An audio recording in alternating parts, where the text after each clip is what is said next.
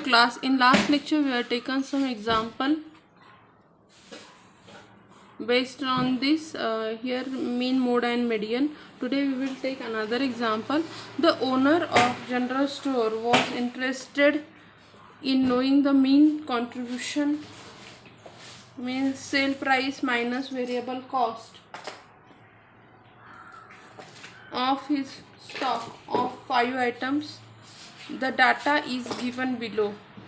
Here product, then contribution per unit and quantity sold. We want to find out here. यहाँ पे उन्होंने जो find out करना है वो नहीं दिया है. We want to find out here the mean value find out करनी है. So how to calculate the mean. यहाँ पे नंबर ऑफ प्रोडक्ट्स दिए गए हैं, contribution per unit and the quantity sold. यहाँ पे हम कैसे कैलकुलेट करेंगे. X bar is equals to so x bar first find out कर लो कि x bar is equals to यहाँ पे addition all this divided by number of item कितने थे 5. सो रुपीज़ 8.6 रुपीज़ आपको क्या आ गया यहाँ पे, ये आ गया. May not necessarily the mean contribution per unit different quantities of the product sold in this case. The owner has take into the consideration number of units of each product sold as the different weight. Computing the weight arithmetic mean by multiplying unit sold W of a product by its contribution, that is x bar is equals to, ये आपका क्या हो गया normal. when I am taking it with along with the frequency, तो इसकी value क्या आ गई आपकी 6.78.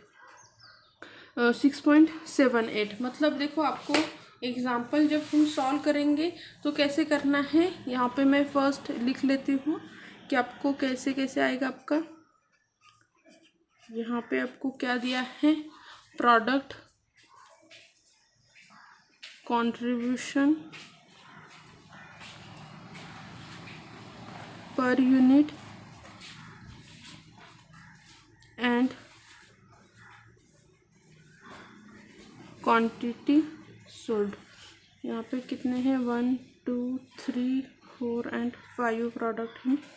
यहाँ पे 6 11 8 4 and 14 and quantity is 160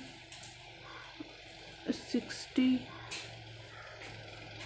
260 460 and 110.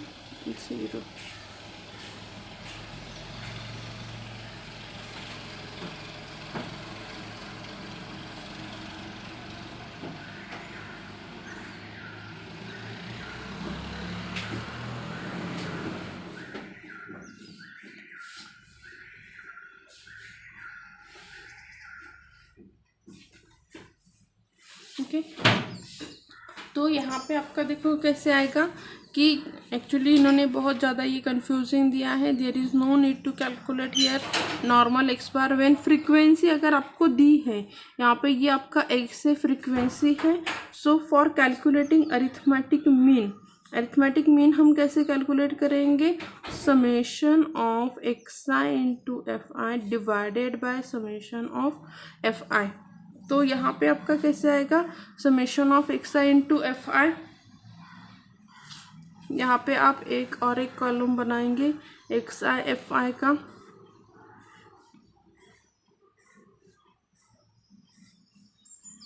And find out here summation of x i f i. यहाँ पे आप क्या करोगे, find out summation of f I.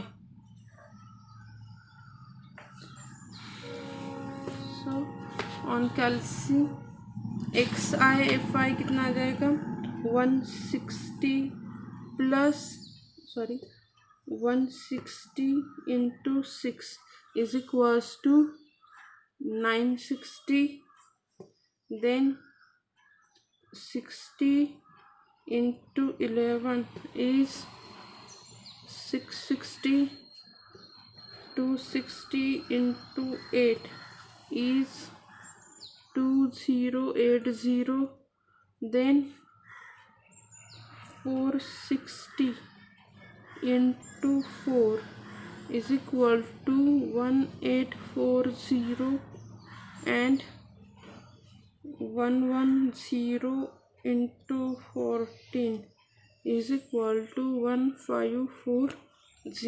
Okay, ये आपका आ गया. Now calculate here summation of this, sorry यहाँ पे आपको दिख रहा है summation of this x i calculate करो. So what is the summation of x i? That 960 plus 660 plus 2080 plus 1840 plus 1540 plus delete. यहाँ पे समेशन आ गया 7080. ओके, और यहाँ पे हम देखते हैं समेशन क्या आता है.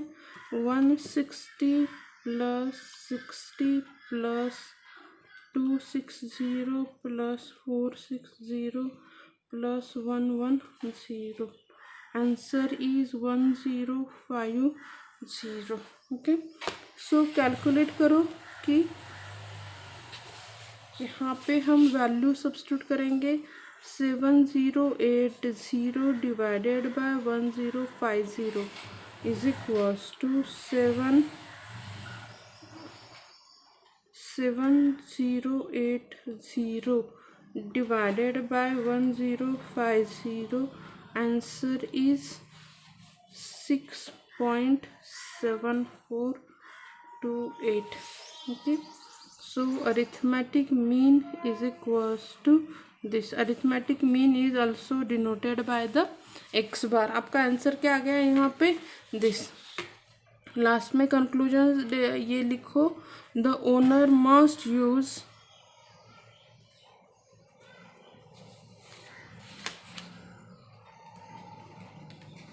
Mean contribution. एक्चुअली उन्होंने दिया था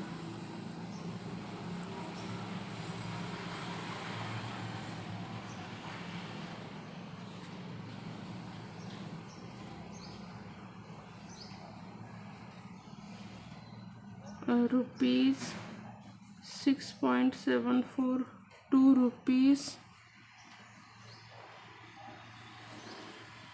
for mean contribution. Okay, so ऐसे आपको लास्ट में कंक्लूजन स्टेटमेंट में आंसर लिखना है. ओके, ये एग्ज़ाम मीन्स बुक में उन्होंने क्या किया है कि वो 2 टाइम्स, इतना आपको करने की ज़रूरत नहीं है कि 2 टाइम्स एक नॉर्मल कॉल कैलकुलेट करो और वो कैसे. आपको एक्चुअली जब फ्रीक्वेंसी दी रहेगी, use frequency and find out the answer. This is your final and correct answer.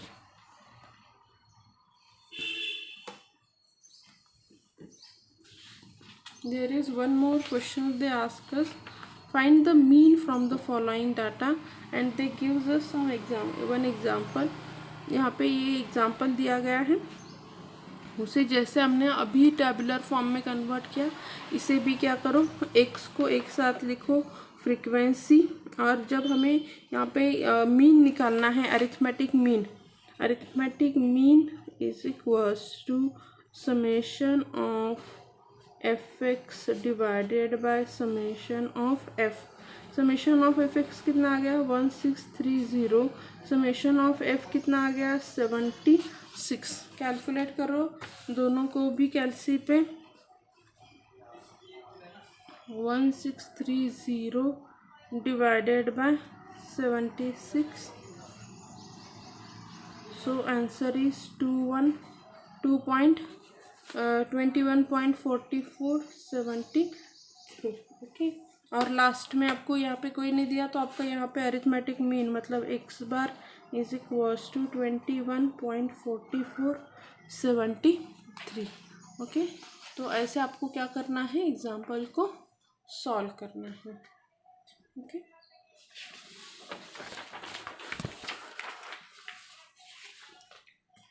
यहाँ पे हमें और कुछ एग्जाम्पल्स यहाँ पे दिए गए हैं.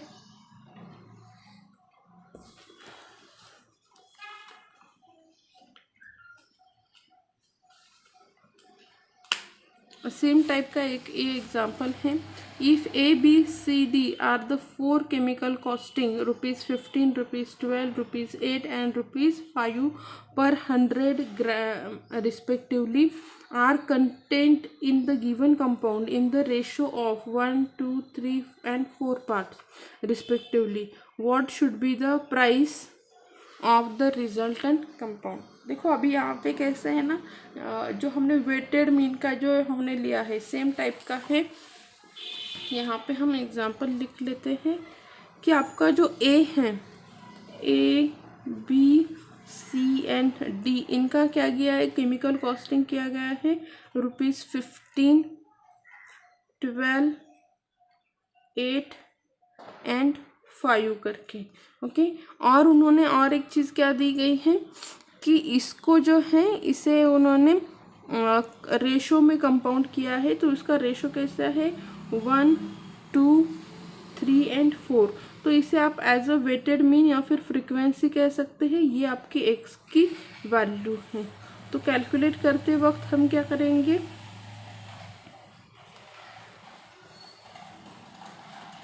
यहाँ पे और एक टेबल आप fx का बनाओगे एंड देन कैलकुलेट इट। यहाँ पे क्या आ जाएगा,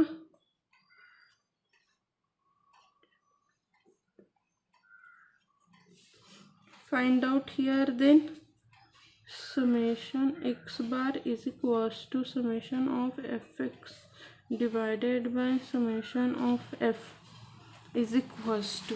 कन्फ्यूजन बहुत बार क्या करते हैं ना, ऐसे जब वर्ड प्रॉब्लम रहते हैं फ्रीक्वेंसी अंडरस्टैंड करने में कन्फ्यूजन कर देते हैं। यहाँ पे दिया है कि हर एक का जो रेशो है फ्रीक्वेंसी है वो कितनी है, ये है 1, 2, 3, 4।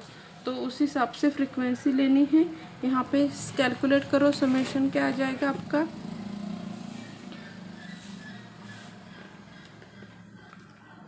15 + 24 + 24 20, ये है 83 और ये 10। So 83 divided by 10, so 8.3। X bar is equals to 8.3। ऐसे इस एग्जाम्पल को कैलकुलेट करना था। अभी यहाँ पे और एक एग्जाम्पल दिया है। यहाँ पे जो मेथड यूज़ की है इसे शॉर्टकट मेथड कहते हैं, shortcut method for finding the arithmetic mean.